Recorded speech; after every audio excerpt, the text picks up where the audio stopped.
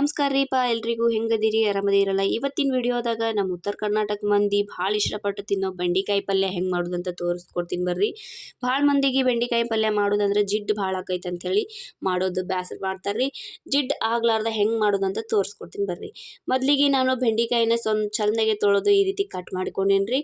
Cut ಮಾಡಿಕೊಂಡು ಒಂದು ಬೌಲಿಗೆ ಹಾಕ್ಕೊಂಡ್ಬಿಟ್ಟು ಅದಕ್ಕೆ ಸ್ವಲ್ಪ ಉಪ್ಪು, ಖಾರ ಮತ್ತು ಕಡ್ಲಿ ಹಿಟ್ಟು ಮತ್ತು ಸ್ವಲ್ಪ ಧನಿಯಾ ಪೌಡ್ರ್ ಹಾಕಿ ಮಿಕ್ಸ್ ಮಾಡ್ಕೊಳ್ಳೋದ್ರಿ. ಹಂಗೆ ಸ್ವಲ್ಪ ಅರಿಶಿನ ಹಾಕೊಂಡು ಮಿಕ್ಸ್ ಮಾಡಿ ಇಟ್ಕೊಳ್ಳೋಣ್ರಿ. ಆಮೇಲೆ ಒಂದು ಮಿಕ್ಸಿ ಜಾರ್ ತಗೊಂಡ್ಬಿಟ್ಟು ಒಂದು ಹಿಡಿ ಕೊತ್ತಂಬರಿ ಮತ್ತು ಸ್ವಲ್ಪ ಕೊಬ್ಬರಿ ಹಂಗೆ ಸ್ವಲ್ಪ ಎರಡು ಸ್ಪೂನ್ ಆಗೋವಷ್ಟು ಒಂದು ಸ್ವಲ್ಪ ಎಳ್ಳು ಹಾಕ್ಕೊಂಡು ಚೆಂದಾಗೆ ಪೇಸ್ಟ್ ಮಾಡ್ಕೊಳಕತ್ತೀನಿ ರೀ ನೀರು ಹಾಕಿ. ಆಮೇಲೆ ಒಂದು ಕಡಾಯಿಗೆ ಸ್ವಲ್ಪ ಎಣ್ಣೆ ಹಾಕಿ ಆ ಬೆಂಡಿಕಾಯಿನ ಚೆಂದಾಗಿ ಹುರ್ಕೊಳ್ಳೋಮ್ರಿ. ಈ ರೀತಿ ಮಾಡಿದರೆ ಜಿಡ್ಡು ಆಗೋದಿಲ್ಲ ರೀ.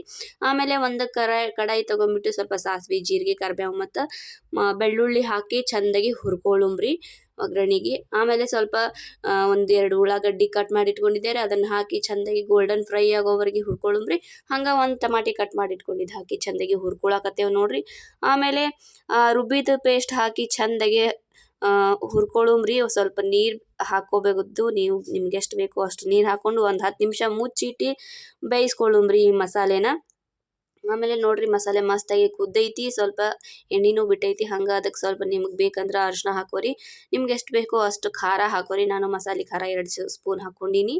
ಆಮೇಲೆ ಹಾಕ್ಕೊಂಡು ಅದಕ್ಕೆ ಸ್ವಲ್ಪ ನೀರು ಹಾಕಿ ನಿಮ್ಗೆ ಎಷ್ಟು ಬೇಕೋ ಕನ್ಸಿಸ್ಟೆನ್ಸಿಗೆ ನೀರು ಹಾಕ್ಕೊಂಡು ಆಮೇಲೆ ಹುರಿದಿದ್ದ ಬೆಂಡಿಕಾಯಿ ಇದಕ್ಕೆ ಹಾಕಿ ಮಿಕ್ಸ್ ಮಾಡ್ಕೊಂಡ್ರೆ ರೆಡಿ ನೋಡ್ರಿ ನಮ್ದು ಬೆಂಡಿಕಾಯಿ ಪಲ್ಯ. ನಿಮ್ಗೆ ಎಷ್ಟು ಬೇಕೋ ಅಷ್ಟು ನೀರು ಹಾಕ್ಕೊಂಡು ಸ್ವಲ್ಪ ಅಡ್ಜಸ್ಟ್ ಮಾಡ್ಕೊರಿ ನಿಮ್ಗೆ ಹೆಂಗೆ ಬೇಕೋ ನೋಡಿರಿ. ಇದನ್ನು ಬಿಸಿ ಬಿಸಿ ಚಪಾತಿ, ಅನ್ನ ಮತ್ತು ರೊಟ್ಟಿ ಜೊತೆ ಅಂತೂ ಭಾಳ ಚಂದ ಇರ್ತೈತ್ರಿ ಟೇಸ್ಟ್.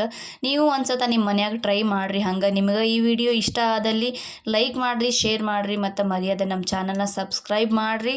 ಹೋಗಿ ಬರ್ತೀವ್ರಿ. ನಮಸ್ಕಾರ, ಬಾಯ್ ಬಾಯ್.